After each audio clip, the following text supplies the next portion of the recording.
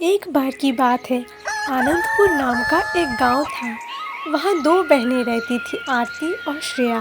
आरती शांत और संतुष्ट स्वभाव की थी, जो अपने सरल जीवन और प्राकृतिक सौंदर्य में सुखी रहती थी।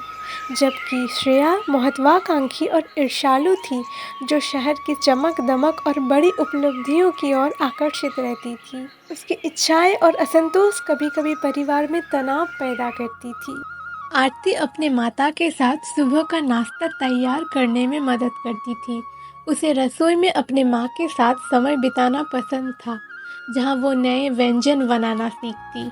उसके बाद वो बगीचे में जाती और पौधों को पानी देती। वो दोपहर में गांव के स्कूल में जाती थी और बच्चों को पढ़ाती थी।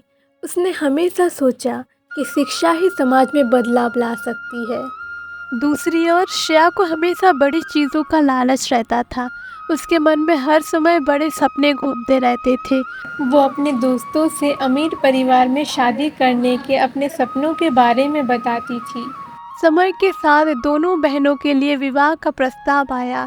ये वो समय था जब उनके परिवार में हलचल मची हुई थी। एक दिन एक प्रतिष्ठित और अमीर परिवार से श्रेया के लिए प्रस्ताव आया। यह परिवार शहर के सबसे धनी परिवारों में से एक था। उनके पास आलीशान घर, कई व्यापारिक प्रतिष्ठान और समाज में ऊंची प्रतिष्ठा थी।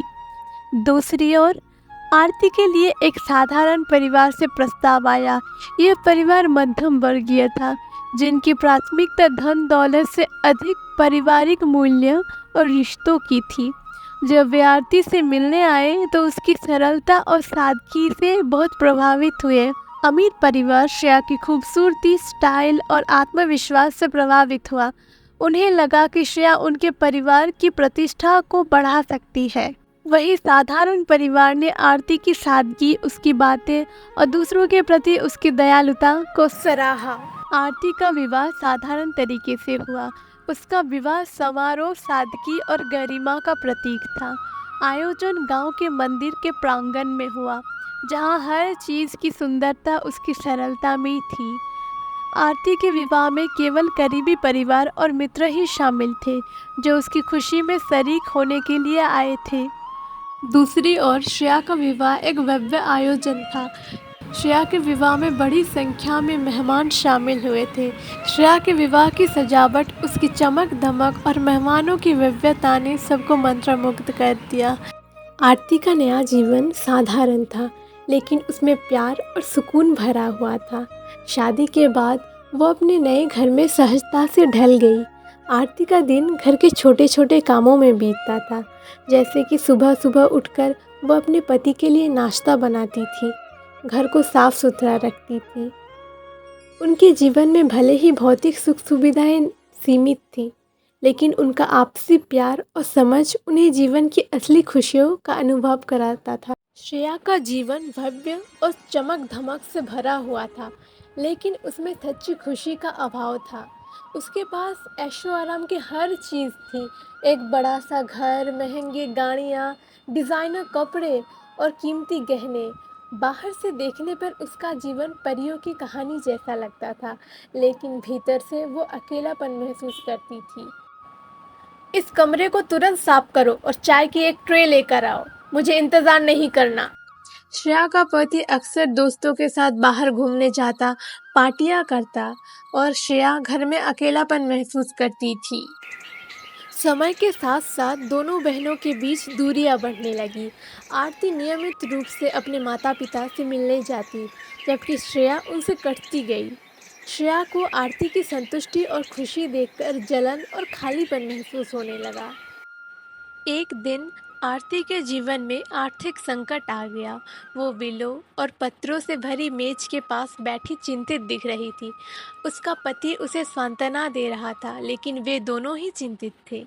उनकी फसलें खराब हो गई थी और वे मुश्किल से गुजारा कर रहे थे। उसके पति ने सलाह दिया कि क्यों ना वो श्रेया से जाकर एक बार मदद मांगे। आरती ने मदद के लिए श्रेया के घर का रूह लिया। वो श्रेया से आर्थिक मदद की गुहार लगा रही थी, लेकिन श्रेया ने उसे ठुकरा दिया। श्रेया ने कहा कि उसके अपने खर्चे हैं और वो कोई पैसा नहीं दे सकती। जाओ ना, तुम्हारे पास तो बहुत खुशी थी ना, जाके उसी से पैसा बनाओ। मैं तुम्हें कोई पैसा नहीं दे सकती। तुम्हारे जैसे लोग तो हमेशा ही इसी बहाने से हाथ फैलाए हुए रहते हैं। अगली बार से आ मत जाना यहाँ, समझे? अब निकलो यहाँ से। श्रेया से निराश होकर आरती ने खुद मेहनत करने का निर्णय किया। वो बच्चों को पढ़ाने, कपड़े सिलने और बाजार में हाथ से बने सामान बेचने लगी। ताज़ी ताज़ी सब्जियां ले लो, ताज़ी ताज़ी सब्जियां ले लो, ताज़ी ताज़ी सब्जियां ले लो, ताज़ी ताज़ी सब्जियां। दादी माँ के हाथों से बना लाजवाब अचार, एक बार खाओगे तो बार बार मांगोगे। दादी माँ के हाथों से बना लाजवाब अचार। अरे गेहूं ले लो, अरे गेहूं ले लो, अरे बेटा मेरे पास थोड़ा गेहूं खरीद लो ना, मेरे पास गेहूं चावल सब है।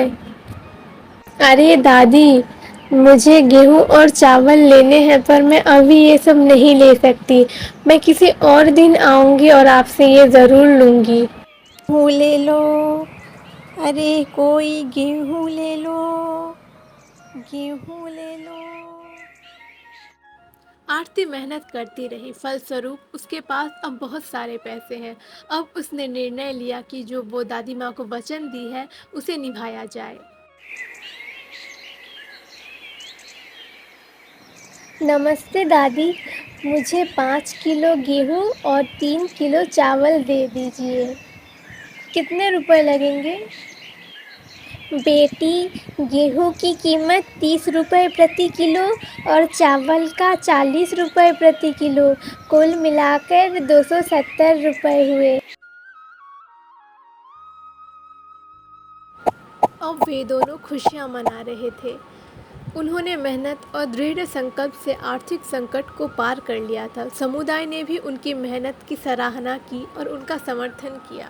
श्रेया अपने भव्य घर में अकेले बैठकर अपने कर्मों पर विचार कर रही थी। उसने देखा कि कैसे आरती ने संघर्ष के बावजूद खुशी पाई और उसे अपने लालच और स्वार्थ पर पछतावा होने लगा। उसे एहसास हुआ कि भौतिक संपत्ति ने उसे खुशी नहीं दी। श्रेया ने आरती के घर का रुख किया और आंसू भरी आंखों से अपने पिछले व्यवहार के लिए माफ़ी मांगी। आरती ने उसे गले लगा लिया और अपनी बहन को माफ़ कर दिया। और फिर एक नई शुरुआत होती है जहाँ वो आपस में मिलकर रहते हैं।